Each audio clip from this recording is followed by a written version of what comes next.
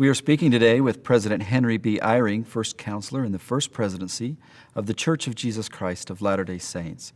President Eyring served as the 10th president of BYU-Idaho, then Ricks College, from 1971 to 1978. Welcome, President Eyring. We're glad to have you with us today. So nice to be with you. I'd like to begin by just discussing a few things you may have experienced prior to coming to campus. What did you know about the school before you were invited to serve there? I was a professor at Stanford University, had been there for 9 years, and had tenure, which meant that I was expecting to stay there for the rest of my career, and got a phone call at my office at Stanford from Elder Neil A. Maxwell. He called me at my office and said, "I'd like to see you." And I said, "Well, if I'm ever in Salt Lake City, I'll be sure to give a call." And he said, No, I mean tomorrow. So I got a plane to fly up and went to my father's home. He knew my father because they'd been at the University-Utah at the same time. So he met me in my father's living room. First words out of his mouth, "I'd like to ask you to be the president of Ricks College." There'd been no contact with me at all of any kind. He asked me to be the president of Ricks College, sitting there for essentially the first time, other than I had met him once casually at a talk. So I said, "Well, I'll have to think about it." And he said, "Well, you can think about it all you'd like to. We'll be seeing the First Presidency tomorrow morning at 8 o'clock. So I went in to see the First Presidency.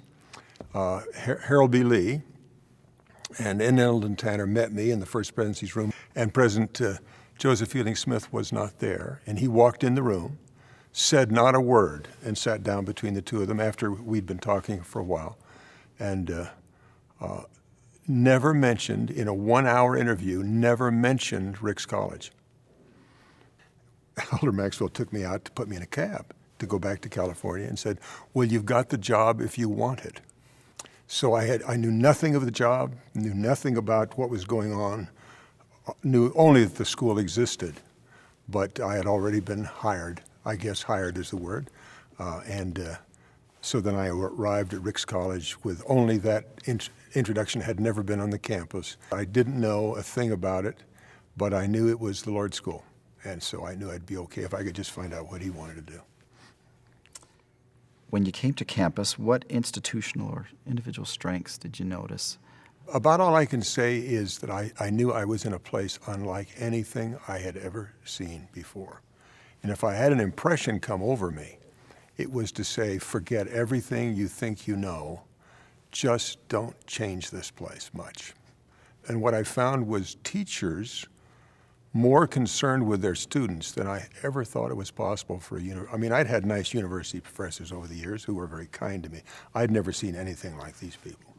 Not interested in themselves, only interested in their students, and thrilled to take very ordinary people and build them up so they do extraordinary things. Well, as you said, about to achieve some of those things that you just mentioned, did you receive and feel any help from heaven with you and your colleagues in accomplishing that? I think the whole thing was heaven. Do you see? I mean, obviously, if that's what you're trying to do is to let the Lord keep His school the way He wants His school, then of course, to the extent that we were able to do that, it's all from heaven. Well, maybe a little bit of a personal question. How did your experience at the school benefit you individually or your family? Oh, it saved me and my family. I was on a path, you see. I mean, I was on a path of a career. And of course, by going to Ricks College, the career was over. I mean, in terms of the Harvard, Stanford, MIT kinds of thing. They were still nice to me, by the way. They would send me Christmas cards, but after that. So it was wonderful because it got my mind off the idea of my own career. And to sort of say, well, forget career. I'm here at a junior college in Idaho, and there's nowhere after this, so let's just do the best we can with this. So it was wonderful to kind of get my head straight, and then for my children to take them out of California, where we were living in a very, very different world, and they got farm jobs.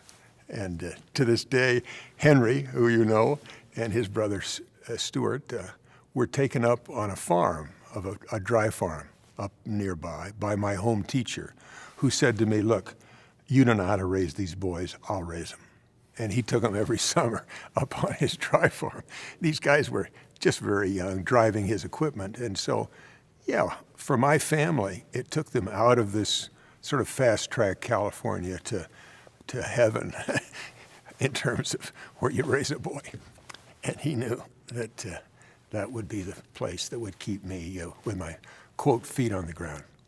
And I learned some things there about that place that will stay with me forever. I was in the temple in Idaho Falls on the Saturday. The dam broke. My wife and I were there. We left our 2 younger sons alone with a babysitter in Rexburg who did not speak English. Our 2 older sons were up on the mountain farming with Brother Moore. We knew the Teton Dam broke. We had no idea what that meant, except they said there's a wall of water 10 feet high heading for Rexburg. So we tried to head back to Rexburg, and the police stopped us.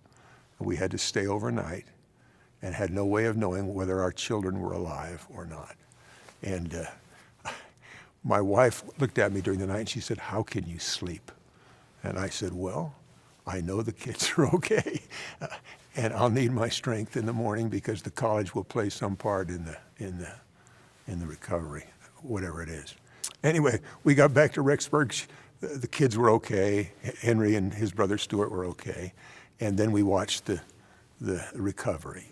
The head of the National Disaster Agency came after about the second day, and President Ricks was running. He was then in charge, the stake president in charge of all the recovery. And the man said, "Now what we do in a disaster is this," and he tapped off this.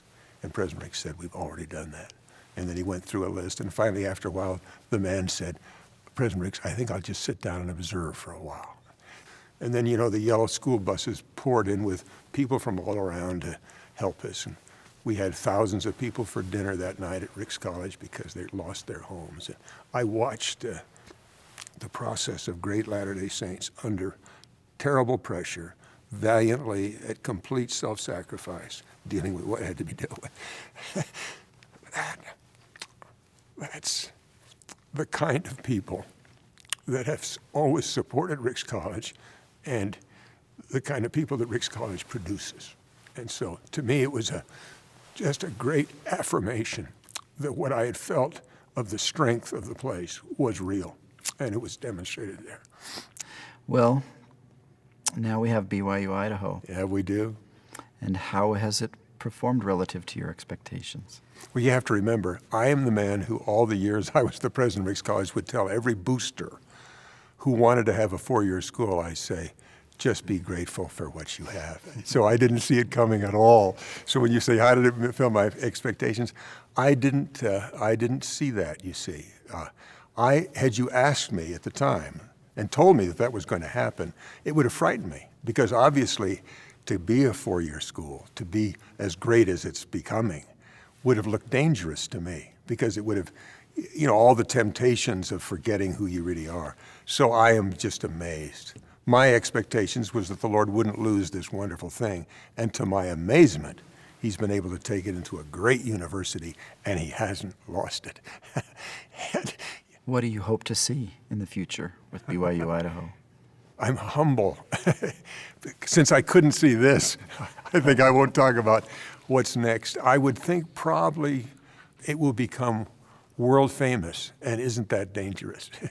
It'll become world famous for the kind of students that come out of it, because they will be tremendously able.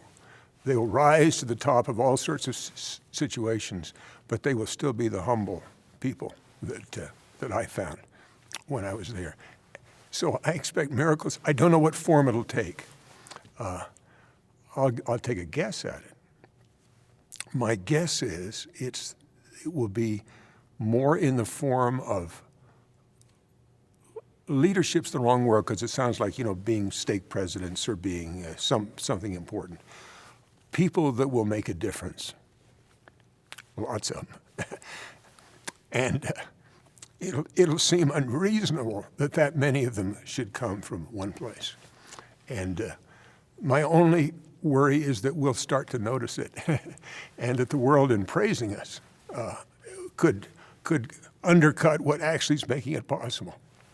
I think it's God that's making it possible. And so I don't know, I can't tell you what form it'll take, whether it'll be political leadership or organizational leadership or just wonderful families. I don't know what it'll be, but it will be remarkable. And somehow, since he's already shown, the Lord has shown he can do it, he can do marvelous things and not lose the humility and the faith that the thing is built on.